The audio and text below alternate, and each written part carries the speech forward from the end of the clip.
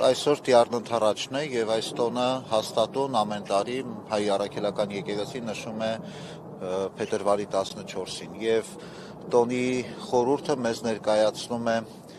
Մանուկ Հիսուսին տաճարին ընծայումը, որը որ պատգամ է յուրաքանչյուրիս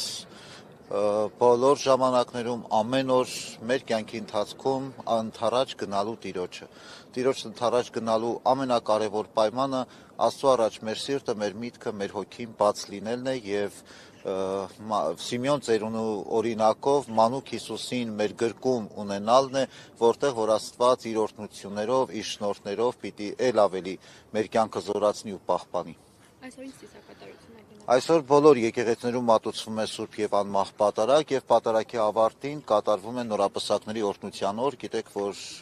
այսօրը նաեւ Վեհափար Հայրապետի տնօրինությամբ հռչակվել է նորապսակների օրհնության օր եւ բոլոր եկեղեցիներում կատարվում է նորապսակ ընտանիքների օրհնության կարգ։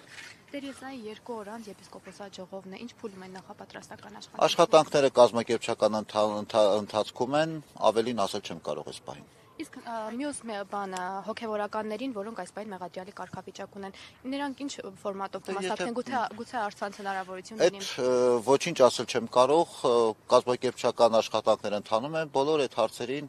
հանձնախումբը իր պատասխանները կտա։ Տեր Եսայի նախորդին ճեպազրույցում Նիկոլ Փաշինյանը կրկին սպառնացել է, հայտարարել է, որ չի թողնի առանց մեկնաբանության։